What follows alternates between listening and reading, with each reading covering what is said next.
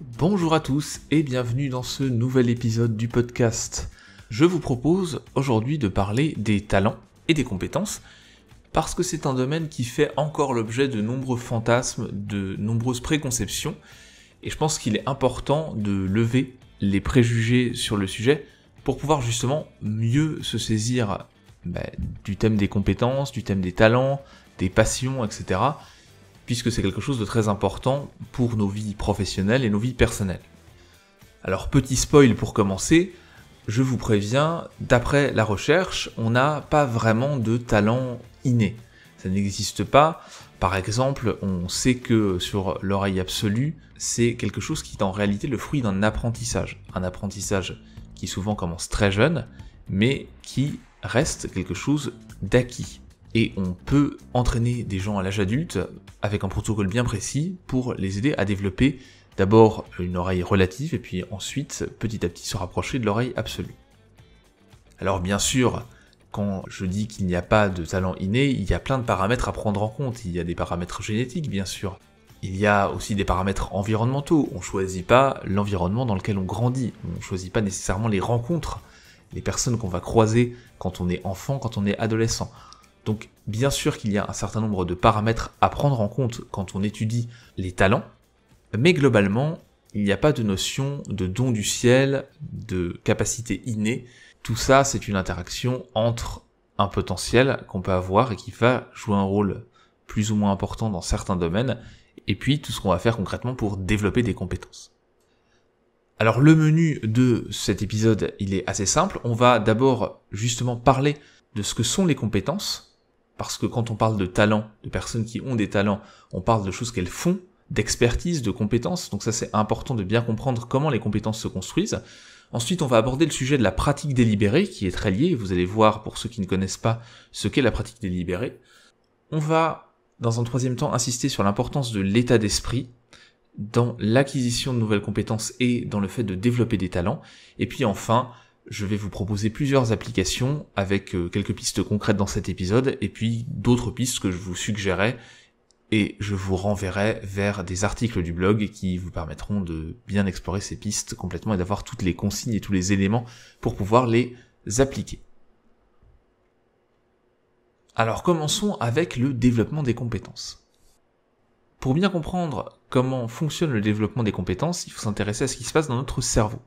En gros, quand vous essayez une nouvelle action, quand vous faites quelque chose de nouveau, on va avoir des neurones qui se connectent entre eux. Par des circuits neuronaux, on a donc une activité électrique et donc des courants électriques qui vont se propager de neurone en neurone et qui vont constituer un circuit.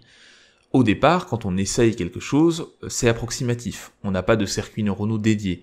Donc on passe par des circuits un petit peu contournés, on essaye de mettre ensemble des choses, il y a des erreurs, c'est pas très efficace en termes de vitesse de transmission dans le cerveau, et ça c'est normal. Petit à petit, on va avoir des connexions spécifiques qui vont se développer entre certains neurones, et donc créer un circuit dédié à l'activité en question, et puis plus ce circuit-là va s'affiner, va être utilisé, va être stimulé, c'est-à-dire plus on répète, plus on s'entraîne, et plus on va avoir ce qu'on appelle un développement de la myéline. Alors la myéline, c'est ce qu'on appelle la gaine de myéline, ça entoure les terminaisons des neurones, certaines terminaisons, et c'est ce qui permet d'isoler les circuits. Plus la gaine de myéline est importante, plus la transmission du signal électrique entre les neurones va être rapide. Et donc quand vous entraînez votre circuit de neurones, donc quand vous vous entraînez à une activité, je sais pas, par exemple vous entraînez au service, au tennis, vous faites vos gammes au piano, etc., vous allez renforcer les circuits neuronaux, donc déjà ils vont se connecter les neurones entre eux pour avoir le circuit le plus optimal possible, et puis ensuite ce circuit, et en parallèle même, il va s'isoler en fait électriquement, et donc la transmission va être de plus en plus rapide, de plus en plus efficace. On va avoir une intégration comme ça du circuit neuronal qui est de plus en plus importante. Donc d'une part, on a des neurones qui sont mieux synchronisés, qui fonctionnent mieux ensemble, et d'autre part, on a un signal qui va plus vite. Et quand on combine ces deux effets, on a une vitesse de traitement de l'information qui peut être boostée par un facteur de 3000, grâce en grande partie à la myélinisation des axones des neurones, donc des terminaisons des neurones. Donc c'est pas anodin du tout. Vous voyez, le facteur 3000, déjà, c'est quelque chose qui permet d'aller vraiment plus vite, d'être beaucoup plus automatisé. Donc c'est aussi ce qui explique qu'au départ, on a un effort très conscient, on a du mal à faire les choses de manière précise, et puis petit à petit, ça va aller de plus en plus vite, ça va être de plus en plus inconscient, de plus en plus intégré. Et au fur et à mesure de ce développement-là, on va pouvoir construire de nouvelles compétences. Par exemple, si je reprends le piano, vous faites vos gammes, au départ vous avez du mal à positionner vos doigts, à les mettre sur une touche et pas à cheval sur 2 touches en même temps, à aller vite dans l'exécution des mouvements. Et puis une fois que ça c'est acquis, que les choses deviennent plus faciles, vous avez une bonne base de travail pour complexifier, pour faire des gammes plus complexes, pour commencer à tester des passages dans certains morceaux de musique plus difficiles. Et donc, ça va faire des petits blocs, ce qu'on appelle des chunks en anglais, des morceaux d'informations, des morceaux de séquences, des morceaux de compétences, des briques, avec lesquelles vous allez pouvoir construire des briques plus complexes, plus difficiles, de plus haut niveau. Alors bien sûr, tout ça, c'est pas parfait. Si vous êtes dans des conditions particulières, notamment du stress très élevé, plus vos compétences sont récentes, plus votre acquisition d'expertise est imparfaite, ou en cours d'élaboration, plus vous allez être sensible au stress, aux perturbations extérieures, à la fatigue, etc. Donc c'est jamais parfait, mais plus vous allez progresser, plus vous allez avoir ces blocs de compétences de base qui vont se développer, plus vous allez pouvoir assurer ça, quelles que soient les circonstances, et ensuite rajouter des couches supplémentaires. Alors c'est là où on peut enchaîner sur la notion des 10 000 heures. Vous avez peut-être déjà entendu qu'il fallait 10 000 heures pour devenir un expert dans un domaine, quel qu'il soit. Alors c'est une simplification de recherches qui ont été faites à partir des années 70, notamment sur les talents et sur le développement de compétences. En réalité, c'est un petit peu plus compliqué que ça. Le chiffre est pas faux en soi, mais c'est pas toujours 10 000 heures, ça peut être moins, ça peut être plus, et surtout ça dépend de la qualité des heures qu'on passe à travailler. C'est sûr que vous n'allez pas devenir un expert en 30 heures de travail sur un sujet, mais vous pouvez très bien y passer 20 000 heures et rester un amateur éclairé au mieux sur un domaine donné, parce que vous n'allez pas avoir une qualité de pratique qui va être suffisante pour développer un certain niveau d'expertise. Donc il faut faire attention avec cette notion des 10 000 heures. Si je rentre un petit peu plus dans le détail, on a une étude justement qui avait été faite par Ericsson et ses collègues sur le violon et sur les violonistes de l'Académie de musique de Berlin. Et ce qu'ils ont constaté en suivant des violonistes, en voyant d'où ils venaient, alors c'était des jeunes qui commençaient, donc des jeunes à 18 ans et plus, qui commençaient à l'académie, et ils ont regardé un petit peu leur historique de travail de leur instrument, et ils ont constaté que les meilleurs violonistes avaient pratiqué environ 7000 heures en moyenne, contre seulement 5000 heures pour les très bons violonistes. Et donc ce qui les différenciait après, c'était leur progression, leur sélection dans les orchestres, etc. Donc on voyait qu'il y avait une différence quantitative entre les excellents, les meilleurs, l'élite, on va dire, et les très bons. Et évidemment, ça concernait pas encore des violonistes professionnels en exercice. On est sur des étudiants, on est sur des gens qui suivent, qui intègrent l'Académie de musique de Berlin. Les participants dans cette étude-là, ils avaient 23 ans en moyenne. Donc on n'est pas encore au pic de la carrière, au pic de la compétence. Et c'est cette étude, notamment, qui a abouti à la popularisation de l'idée de 10 000 heures. Mais c'était une estimation imprécise et qui concernait un domaine particulier. Ce qu'on sait de manière sûre et certaine, c'est qu'on ne devient pas le meilleur de sa catégorie sans une énorme quantité de travail. Donc c'est là où la notion des 10 000 heures est importante comme une représentation du volume important de travail qu'il faut fournir pour devenir excellent dans un domaine quel qu'il soit, mais c'est pas un objectif à atteindre et c'est pas au bout de 10 000 heures que de manière magique on devient tout d'un coup un expert. Il n'y a pas quelque chose de magique qui se passe à ce moment-là. Ça dépend vraiment de la qualité du travail, des domaines d'activité, de quand on a commencé aussi, parce que ce qui différenciait les violonistes, notamment dans le domaine de la musique, c'est important, c'est l'âge auquel les personnes commencent. Évidemment, quand on commence plus jeune, on a techniquement un avantage matériel sur ceux qui commencent plus tard, puisque on a un certain nombre d'heures dans la journée, et quand on va à l'école, on ne peut pas passer 10 heures par jour à faire du violon, par exemple. Donc bien sûr que cet âge de départ a une incidence sur le volume d'heures qu'un jeune de début de vingtaine va avoir accumulé.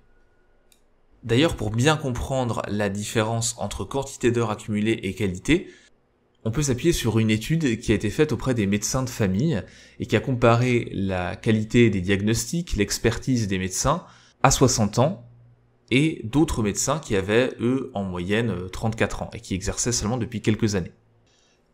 La majorité des patients préfèrent et vont aller de préférence vers des médecins plus âgés parce qu'ils pensent qu'ils ont une meilleure expertise, une meilleure connaissance du domaine, une meilleure expérience. Mais ce qu'on a pu constater dans plusieurs études, c'est que, d'une manière générale, les médecins qui ont plus d'expérience, qui exercent depuis plus longtemps, ont en fait moins de connaissances, appliquent moins bien les protocoles de santé et ont de moins bons résultats avec leurs patients. Tout simplement parce qu'en fait, ils se mettent pas à jour, ils remettent pas forcément en question leurs pratiques, ils ne lisent pas la littérature scientifique sur les nouveaux protocoles, les nouveaux traitements, etc. Donc, ils finissent par prendre de mauvaises habitudes et par être moins efficaces que leurs collègues qui sortent depuis quelques années seulement de l'école de médecine. Bien sûr, je précise encore une fois que ce sont des tendances générales. On peut avoir un excellent médecin de 60 ans à la pointe et un très mauvais médecin de 35 ans, mais d'une manière générale, on va avoir cet effet-là. Donc peut-être que votre médecin de famille est très compétent, mais si vous prenez 100 ou 200 ou 300 médecins, vous allez avoir quand même plutôt la tendance de meilleurs diagnostics et d'une plus grande efficacité chez les médecins les plus jeunes. En gros, plus le domaine de compétences est soumis à des évolutions régulières, comme c'est le cas pour la médecine, plus la dégradation des compétences devient inévitable à moins qu'on fasse l'effort de se mettre à jour. Donc vous voyez, là aussi, en termes de talent, d'expertise, on voit qu'il y a une différence entre différents domaines. C'est sûr que dans la médecine, les choses évoluent rapidement. Dans des domaines comme la musique, par exemple, quand on joue dans l'instrument ou dans les échecs aussi, on a moins d'évolution. Évidemment, il y a toujours des innovations qui arrivent, de nouvelles techniques, de nouvelles stratégies, de nouvelles manières de faire, mais quand un domaine est assez ancien, qu'il a été très travaillé par de nombreux experts et qu'on a pu vraiment un petit peu essorer les techniques pour progresser, il y a beaucoup moins d'innovation que dans un domaine scientifique qui est en perpétuelle amélioration. Donc c'est là où il est important de mettre en place une pratique délibérée quand on souhaite soit devenir un expert dans un domaine, développer un talent, soit maintenir son niveau d'expertise. Alors qu'est-ce que c'est que la pratique délibérée ? Qu'est-ce qui différencie finalement une pratique délibérée d'un entraînement classique ou du fait de juste s'exercer dans un domaine ? La pratique délibérée, c'est vraiment une construction élaborée de séances d'entraînement. C'est-à-dire que là, l'objectif, quand on fait de la pratique délibérée, c'est pas juste de faire de son mieux, mais c'est de faire de son mieux en suivant un plan précis. C'est donc une pratique intentionnelle, et donc il faut savoir où on veut aller, comment on veut faire, et pourquoi on le fait, et quelles sont les différentes étapes qu'on va mettre en place pour développer la compétence dans le domaine particulier ou la maintenir à un niveau acceptable. Donc première étape quand on fait de la pratique délibérée, première chose à garder en tête, c'est qu'il faut s'appuyer sur les connaissances préalables qu'on a dans le domaine particulier. Il faut construire sur ce qu'on a dit tout à l'heure, donc les représentations mentales, les gros morceaux, les chunks dont je parlais en début de podcast. Donc ces briques, en fait, il faut s'appuyer dessus pour pouvoir développer l'expertise. Donc il faut savoir déjà où on en est, qu'est-ce qu'on commence à maîtriser, qu'est-ce qu'on maîtrise pas. Ensuite, il faut mettre en place des séances de travail qui vont nous permettre d'avoir un feedback clair, informatif et immédiat sur la performance qu'on est en train de produire. Typiquement, si vous développez la pratique d'un instrument de musique, je reprends l'exemple du piano, eh bien, il faut que vous soyez tout de suite conscient des fausses notes que vous faites, ou du rythme qui est pas bon, qui est décalé. Donc on peut travailler par exemple avec un métronome. En fonction de ce que vous voulez travailler, il faut que vous soyez tout de suite très clair sur ce qui a fonctionné, ce qui n'a pas fonctionné. Il faut pas attendre la fin de la séance. Il faut qu'au fur et à mesure de votre pratique, vous ayez tout de suite le feedback. Comme ça permet d'éliminer les points de divergence ou les approximations. On sait ce qui marche, on sait ce qui marche pas, on sait pourquoi ça marche et pourquoi ça marche pas. Et la pratique délibérée, c'est un effort. C'est compliqué, c'est pas une activité ludique, c'est pas quelque chose qui procure nécessairement du plaisir dans l'immédiat, mais c'est quelque chose qui va procurer du plaisir quand on aura atteint les paliers, quand on aura réussi à développer les compétences en question. Mais ça veut dire que comme c'est un effort important et intense, on peut pas faire de la pratique délibérée 8 heures par jour. En général, dans le sport, la musique et quel que soit le domaine de l'expertise, on conseille de pas dépasser 2 à 5 heures de pratique délibérée par jour et pas forcément d'affiler les 5 heures, avec des pauses, avec une organisation qui permet de se reposer mentalement et de récupérer, et donc de progresser. Parce qu'il faut laisser le temps au cerveau de développer ses réseaux de neurones, de récupérer aussi, et quand on est dans le sport, évidemment, on a la récupération physique qui limite les choses, mais quand on est dans le domaine de la musique, aussi, on a de la récupération physique. Quand vous utilisez beaucoup les doigts de la main gauche, par exemple, à la guitare, vous allez fatiguer à un moment donné. Donc il faut bien se laisser le temps de récupérer. Donc la pratique délibérée, ça nécessite d'être à la limite de nos capacités actuelles pour les améliorer petit à petit. De pas dépasser largement ce qu'on est capable de faire, mais de pas non plus se conforter dans une pratique facile. C'est difficile la pratique délibérée, c'est comme ça qu'on progresse. Alors quand vous faites de la pratique délibérée 2 heures par jour, donc admettons vous êtes hyper constant toute l'année, tous les jours de l'année, vous faites 2 heures de travail par jour sur l'activité qui vous intéresse, en moyenne, vous allez avoir un volume horaire de 730 heures par année, à peu près. Donc 730 heures par année, quand vous comparez ça au volume horaire dont on a besoin pour développer une expertise, ou pour commencer à développer une expertise, ou devenir très bon dans un domaine, vous voyez que on a quand même une marge de progression. Si on prend les 10 000 heures, évidemment, on prend plus de 10 ans, mais si on prend des notions comme les 5 000 heures tout à l'heure des très bons violonistes, on n'est pas forcément le top du top mondial, mais on est déjà excellent. On était à 5 000 heures, donc on est à quelques années de pratique constante sur un sujet. Donc de toute façon, si vous voulez développer un talent, en tout cas ce que les autres percevront comme un talent, comme une grande expertise dans un domaine, ça prend plusieurs années et ça prend pas mal d'énergie, de motivation pour pouvoir progresser. Quand on se lance dans ce genre d'aventure, il faut savoir qu'il y a pas mal d'efforts à mettre en face et que la pratique délibérée c'est une chose, mais qu'il faut aussi préparer ses séances, qu'il faut avoir un plan stratégique pour progresser. Et ça, on a, en fonction des domaines, plus ou moins de facilité à le faire, puisque dans le sport, on a des plans d'entraînement, on a des exemples de sportifs de haut niveau, on sait comment progresser d'un point A à un point B. En tout cas, les experts, les coachs, les entraîneurs savent le faire. Dans la musique, c'est pareil, il y a des méthodes qui existent, on a des profs, des enseignants, des coachs qui peuvent très bien accompagner les gens pour progresser dans un domaine particulier. Dans la médecine aussi, on va avoir des pistes pour ça. Donc il y a plein de domaines dans lesquels on a des éléments pour progresser rapidement. En tout cas pour éviter les tâtonnements un maximum, même s'il faut toujours adapter les choses à chaque individu et qu'on peut avoir des préférences, des facilités, etc., etc. Mais quand on est sur un domaine un petit peu nouveau, là, on est beaucoup plus soumis au tâtonnement. Donc on va avoir un travail beaucoup plus important en tant qu'apprenant qui veut développer une expertise dans un domaine en question pour optimiser son temps de travail, son temps de pratique délibérée dans le domaine. Et là, il va falloir aller piocher à droite à gauche, s'inspirer, peut-être aller rencontrer des gens qui ont déjà des expertises dans le domaine, mais ça n'a pas encore été formalisé comme on peut l'avoir dans certains sports, pour les instruments de musique, pour les échecs, pour plein de domaines qui sont assez anciens et où on a eu une compétition, une émulation et le besoin de se mettre à niveau par rapport à cette compétition. Bien sûr, on ne sait pas tout de suite si une activité mérite de faire de la pratique délibérée. Donc ce qui est important aussi au début, c'est d'explorer différents domaines. C'est ce que les enfants font et c'est ce qu'on conseille aussi aux enfants, c'est d'explorer différents domaines pour trouver ceux vers lesquels ils vont pouvoir s'orienter, ceux pour lesquels ils ont une appétence. Parce que c'est beaucoup de travail, beaucoup d'énergie que de développer une compétence dans un domaine particulier. En tout cas de développer une expertise ou un talent. Et c'est là où les modèles sont importants. Les modèles sont importants pour les enfants, mais aussi pour les adultes qui veulent développer des compétences. Si vous avez un modèle auquel vous identifiez, vous allez beaucoup plus facilement vous motiver et ça va vous donner un cap, ça va vous donner une direction, un objectif à atteindre qui va être beaucoup plus qualitatif, qui va vous donner des éléments de soutien émotionnel pour avancer. Et très souvent, pendant l'enfance, c'est ça qui donne des vocations, des appétences fortes pour devenir un sportif dans tel ou tel domaine, pour devenir musicien, pour devenir comédien, pour devenir scientifique, etc., etc. D'où l'importance des modèles, d'où l'importance aussi des modèles féminins dans certains domaines où il y a moins de femmes qui sont représentées, parce que c'est ce qui permet de s'identifier et de se dire que oui, c'est possible, en tant que par exemple petite fille et ensuite femme, de devenir un expert dans un domaine donné.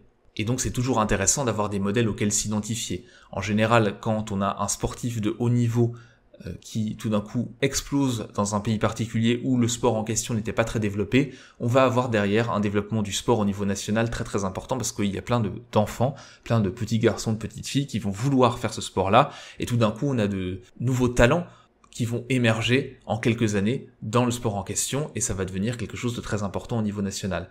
Donc c'est pour vous dire que cette motivation, cette identification, elle est importante aussi pour tenir dans la durée et pour avoir envie de se lancer dans des pratiques délibérées, dans des heures et des milliers d'heures de pratique afin de développer une expertise et un talent. Et ça nécessite aussi tout ça d'avoir un état d'esprit approprié, ce qu'on appelle un état d'esprit de développement et pas un état d'esprit fixe. L'état d'esprit fixe, en gros, c'est le fait de se dire que justement les talents sont innés, qu'on est né avec des prédispositions et que de toute façon, on pourra faire tout ce qu'on veut, si on n'a pas les prédispositions requises, on n'y arrivera jamais. Alors que l'état d'esprit de développement, au contraire, c'est de se dire qu'on peut toujours apprendre, qu'on peut toujours progresser, qu'on peut toujours évoluer. Alors, l'exemple que j'aime bien prendre sur le sujet, c'est un exemple sportif, puisque dans le sport, très souvent, on va dire que la génétique joue un rôle énorme. Alors évidemment que la génétique et l'impact de l'environnement sur la génétique, donc l'épigénétique, vont jouer un rôle à très très haut niveau, mais ça n'explique pas tout et ça ne concerne finalement que certains sports, que certains domaines bien particuliers, et ça concerne que les gens qui souhaitent devenir par exemple le numéro 1 mondial à un moment donné. Donc si je mets ça de côté, on a quand même l'immense majorité des domaines dans lesquels on peut quand même progresser, et voilà, l'exemple que j'aime bien prendre, c'est l'exemple du basketteur Muggsy Bogues qui a joué à la NBA et qui faisait que 1m60. Or, évidemment, quand vous dites un basketteur qui fait moins d'1m80, c'est compliqué, déjà 1m80 c'est limite, pour pouvoir être sélectionné et jouer à la NBA, et bien là justement on voit que c'est quelque chose qui est pas forcément vrai. Bien sûr c'est un exemple, c'est un contre-exemple, mais c'est un contre-exemple qui illustre bien le fait que les limites qu'on se met parfois, arbitraires, elles sont pas tout à fait appropriées, elles sont un peu fausses. C'est un exemple extrême qui ne vaut pas pour tout, mais en même temps, quelle est la proportion de personnes qui font du basket qui veulent jouer à la NBA, quelle est la proportion de gens dans un domaine particulier qui veulent devenir le top 10 ou le top 50 mondial, elle est assez faible. Et on voit que même dans ce top 50 mondial, finalement, on a des exceptions et que c'est pas forcément des critères génétiques qui vont arrêter systématiquement l'accès à ces hautes sphères. Donc justement, avoir un état d'esprit de développement, c'est de se dire que on peut travailler, que les choses sont possibles, qu'on peut dépasser certaines limites. Évidemment que si vous avez des limitations, des problèmes de santé, il y a certaines choses que vous pourrez pas faire, ou en tout cas pas faire de la manière standard. Mais on peut toujours trouver des manières de développer des compétences, de développer des expertises, de développer des talents, et donc de s'épanouir à travers ça. Et à l'âge adulte, c'est forcément un petit peu plus compliqué parce que d'une part, on a d'autres responsabilités, on a moins de temps à consacrer à des pratiques délibérées, mais c'est pas impossible. Il y a des périodes sensibles, des périodes clés pendant l'enfance où on va plus facilement développer des compétences qu'à l'âge adulte, mais même à l'âge adulte, c'est toujours possible de progresser. On a de nombreux exemples et on sait que le cerveau est plastique.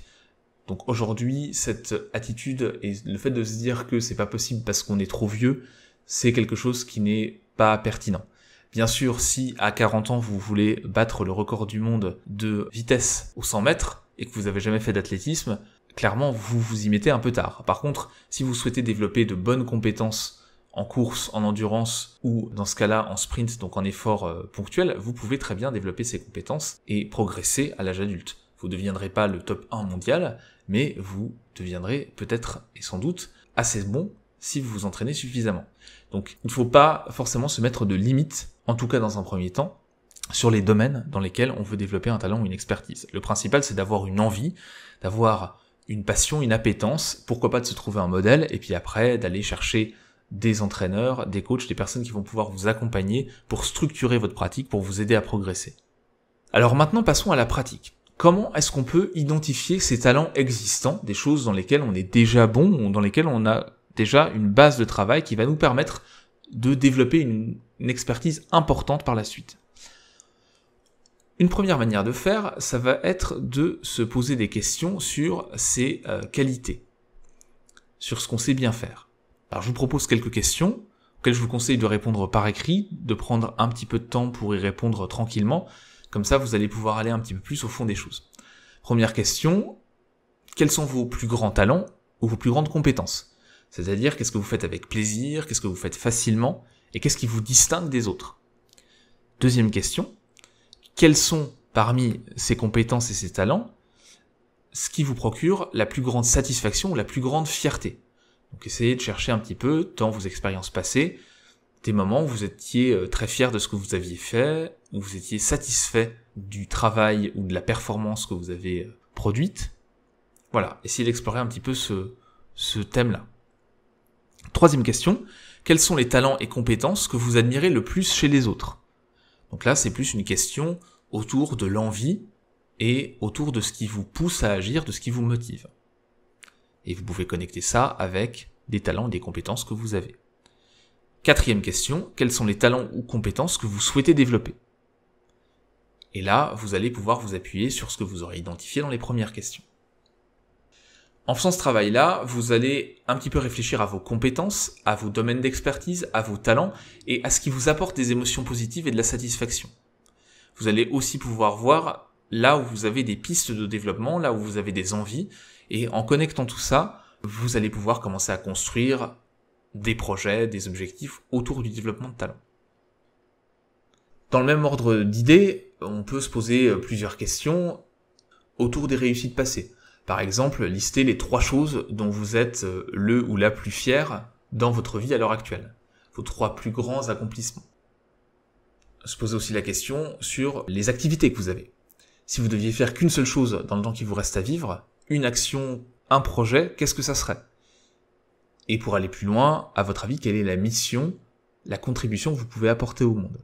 Donc là, on se rapproche de thématiques qui sont liées à l'ikigai, mais encore une fois, quand on veut travailler sur des talents, quand on veut travailler sur des compétences, c'est un temps conséquent, c'est un temps de vie conséquent, et donc il faut que ça soit connecté à des appétences, à des passions, à des envies, à des choses qui vous animent de manière forte pour que ça soit réalisable. Donc en se basant sur ce côté passé, qu'est-ce qui a fonctionné dans le passé, qu'est-ce qui vous anime, on peut ensuite construire des projets, des objectifs pour l'avenir. On peut aussi aller plus loin, c'est-à-dire se refocaliser sur l'enfance et se dire « Ok, qu'est-ce qui me procurait le plus de plaisir? Qu'est-ce que j'appréciais le plus quand j'étais petit? Qu'est-ce qui me faisait vibrer? Qu'est-ce qui me rendait heureux? Qu'est-ce que j'aimais faire ?» Et très souvent, on a des pistes par rapport à des talents un peu plus élaborés ou à des domaines de compétences et d'expertise un peu plus élaborés après. Mais on retrouve cette fibre motivationnelle qui est importante pour justement travailler sur des talents. Et aussi, autre point, quand on est enfant, on a un soutien à la créativité, à l'exploration qui est beaucoup plus important. Et quand on arrive, notamment en France, au collège, et quand on arrive à des âges un petit peu plus avancés, on perd un petit peu ça, et dans l'éducation, et dans l'environnement familial, etc. Autre piste concrète pour développer des talents, c'est de travailler sur son état d'esprit. Je parlais tout à l'heure de l'état d'esprit de développement, c'est quelque chose de très important.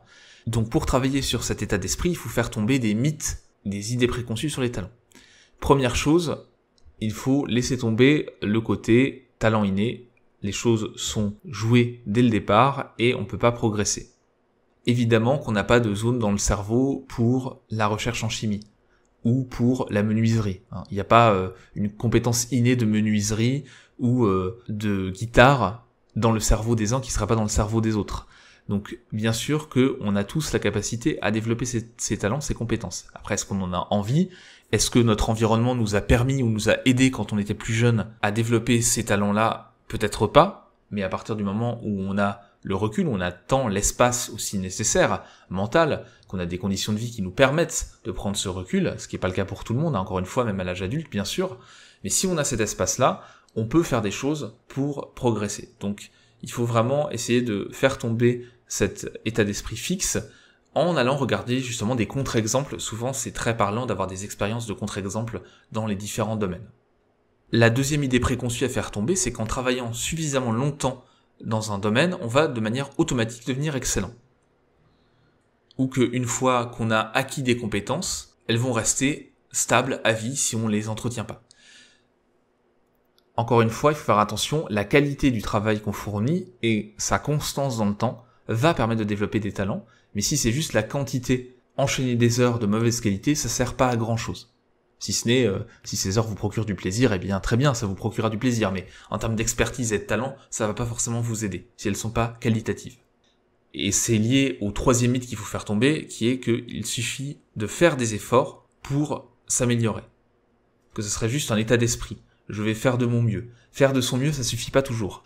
Faire de son mieux avec un plan précis, comme je disais tout à l'heure, de pratique délibérée, une organisation, etc., là ça marche. Mais si vous faites juste de votre mieux sans plan précis, c'est pareil, vous allez accumuler des heures et des efforts, et en plus ça risque d'être contre-productif au niveau émotionnel et au niveau motivation. Donc, avoir de la motivation, travailler, passer du temps à travailler dur, c'est bien, mais si vous travaillez dur sans plan précis, et sans objectif et sans structuration de séance, ça va pas forcément fonctionner et être très rentable. Donc si vous avez des experts dans un domaine dont vous pouvez vous inspirer en termes de parcours, en termes d'apprentissage, c'est très bien.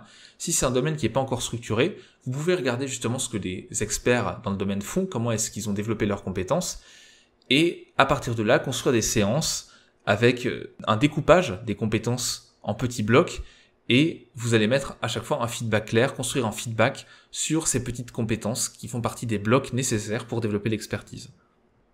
Et ce qui est important aussi de garder en tête, c'est que il faut travailler ses compétences. Devenir talentueux dans un domaine, devenir expert, ça veut dire travailler des compétences. Les connaissances, c'est important pour comprendre un domaine, pour rentrer dedans, pour le travailler, mais vous n'allez pas devenir, par exemple, un excellent tennisman ou un excellent joueur de foot en regardant des tutos sur YouTube. À un moment donné, il faut passer à la pratique, et de préférence à une pratique délibérée. Et puis quand on commence aussi à travailler sur un domaine, ça c'est important à garder en tête pour conserver un état d'esprit de développement, c'est que quand on commence, on progresse vite, et puis à un moment donné, on va atteindre des plateaux. Et c'est là où il faut reprendre du recul, se dire quelles sont mes difficultés, sur quoi est-ce que je bloque, et développer des séances de pratique délibérée spécifiquement pour ces domaines où on bloque, avec un feedback précis, clair, immédiat, qui va vous permettre de progresser, et au fur et à mesure d'ajuster vos séances, et de dépasser ces plateaux, et ensuite de vous heurter à de nouveaux plateaux. Une fois que vous aurez de nouveau progressé rapidement, vous allez forcément rencontrer un plafond, rencontrer un plateau, et là il va falloir refaire ce travail. Donc c'est quelque chose à garder en tête parce que sinon au niveau motivation, on peut très vite se décourager. Quelques dernières pistes que je peux vous conseiller et que j'ai déjà un petit peu évoquées dans l'épisode pour développer un talent, pour développer une expertise ou pour redévelopper un talent ou continuer à progresser dans un domaine, ça va être d'une part, de trouver un modèle. C'est important d'avoir des modèles, des exemples sur lesquels vous pouvez vous appuyer. Si votre domaine est très spécifique et que vous n'avez pas forcément d'exemple en tête, vous pouvez aller en piocher dans d'autres domaines proches et faire vous-même le lien. Mais c'est bien d'avoir un idéal, une image de ce qu'on peut devenir, de ce qu'on peut faire quand on est vraiment à un niveau d'expertise et de talent important. Et ça peut vous donner un cap motivationnel et ça vous fournit de l'énergie pour continuer à avancer. Si ce modèle-là vous ressemble un tant soit peu en plus, ça sera d'autant plus facile de vous y identifier. Donc ne négligez pas ce côté motivationnel, ça peut vraiment être important. Bon, mettre en place une pratique délibérée, je pense que vous avez compris l'esprit. Je vous mettrai le lien vers un article sur la pratique délibérée, un article du blog, dans les notes du podcast, et vous pourrez regarder un petit peu plus de quoi il s'agit. Dans mon livre Plus efficace et plus heureux, j'en parle aussi de ce sujet des talents, de la pratique délibérée, en allant un peu plus en détail aussi dans les recherches scientifiques et puis dans la pratique. C'est des choses à explorer. Vous avez aussi plein d'autres ressources sur internet qui parlent de pratique délibérée, donc je vous mettrai des liens dans les notes du podcast. Et puis dernière piste que je peux vous conseiller, c'est de trouver des coachs, enfin en tout cas un coach, un enseignant, un professionnel qui va pouvoir vous accompagner dans le développement de votre pratique, de votre expertise et de votre talent. Quelqu'un qui peut vraiment s'occuper de votre cas particulier, j'ai envie de dire, de manière régulière. Alors ça peut être un budget certes, mais à un moment donné, quand on veut progresser dans un domaine, avoir un œil extérieur de quelqu'un qui sait entraîner, qui sait faire progresser des gens, c'est important. Après, tous les coachs, tous les enseignants, tous les formateurs, tous les entraîneurs ne vont pas nécessairement correspondre à tous les apprenants. On peut avoir un coach qui est excellent pour certains types de personnalités, qui va fonctionner d'une certaine manière, qui va convenir à certains et pas du tout à d'autres. Donc là aussi, il faut pas hésiter à tester, et c'est pas grave si ça marche pas avec un, ça marchera peut-être avec quelqu'un d'autre qui vous correspondra plus au niveau personnalité. C'est vraiment la relation aussi qui est importante en plus de l'expertise du coach.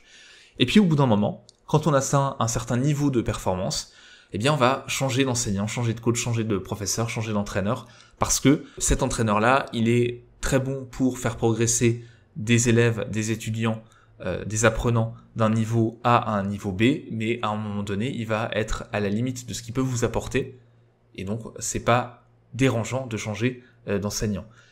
Tous les gens qui font de la musique à un certain niveau le savent, à un moment donné, on va avoir un prof de musique qui va être très bon pour les premières années, qui va être très bon par exemple avec les enfants, et puis à un moment donné, on va changer parce que ça correspond plus à notre personnalité, ou parce que vous atteignez un niveau d'expertise qui est trop important pour que lui puisse avoir le recul et l'expérience pour vous aider. Et donc c'est pas anormal de changer à ce moment-là d'enseignant. C'est pareil dans le domaine du sport, hein. C'est souvent ces domaines-là qu'on prend en exemple dans les talents parce que très vite les gens comprennent de quoi on parle, mais ça vaut dans tous les domaines. Donc ça aussi c'est une piste importante si vous souhaitez développer des talents. À un moment donné, vous allez devoir passer très probablement, sauf cas exceptionnel, par la case encadrant, on va dire, donc coach, enseignant, entraîneur, etc. Alors, qu'est-ce qu'on peut dire en conclusion de ce podcast sur les talents ? C'est un sujet très très vaste, on pourrait faire des émissions entières à des heures là-dessus, avec des témoignages, des exemples, il y a plein de choses dans la littérature. Je pense notamment aux exemples ou aux contre-exemples qui ont été analysés sur le talent, le don inné de Mozart et ses premières compositions qui en fait ont été pas mal retouchées par son père qui était déjà un excellent musicien mais qui n'a pas atteint le niveau de son fils évidemment. Il y a aussi sa sœur qui était excellente, qui était passée avant lui et que son père avait entraîné, avait formé, avec laquelle il avait testé sa méthode d'apprentissage. Et donc il a aussi bénéficié d'un premier test, on va dire, avant lui. Donc tout ça pour vous dire qu'il n'y a pas de talent inné, on n'est pas avec un talent sur un domaine particulier. Il y a aussi le contexte à prendre en compte. La même chose avec Tiger Woods, son père l'obligeait à regarder du golf, à tenir un club très très jeune alors qu'il n'était pas assez grand, etc. Donc il y a tout ça aussi qu'il faut prendre en compte. Évidemment, il y a l'environnement, et ça, vous maîtrisez pas l'environnement dans lequel vous naissez. Ça veut pas dire que vous pouvez pas progresser. Ça veut simplement dire que la génétique, elle n'explique clairement pas tout, et en majorité, c'est pas la génétique qui explique les talents. Mais évidemment, l'environnement dans lequel on naît et on grandit va avoir un impact. Après, ça n'empêche pas, à l'âge adulte, de développer aussi des talents. Et puis, si je prends le contre-pied, on a aussi très souvent des exemples d'anti-prodiges. Par exemple, des personnes qui savent pas du tout chanter, qui chantent faux, ou pas en rythme du tout. Eh bien, quand vous leur posez la question, elles se souviennent en général très bien du moment où une figure d'autorité leur a dit qu'elle ou qu'il ne savait pas chanter.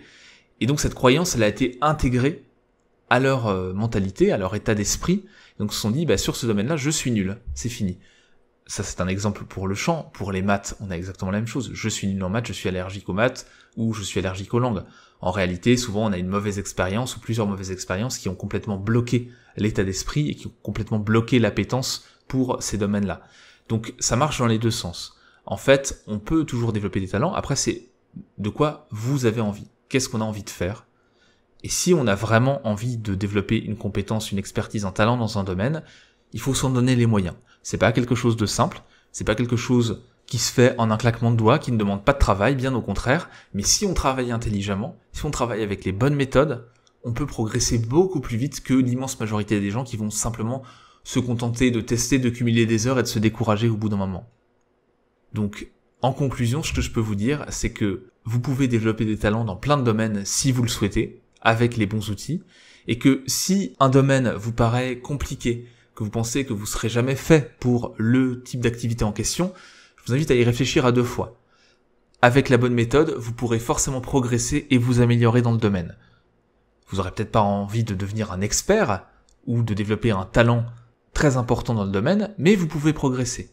Et en fait, les talents et l'expertise sont sur un continuum. Vous avez des compétences de base, vous avez des compétences intermédiaires, des compétences de très bon niveau, de l'expertise, etc.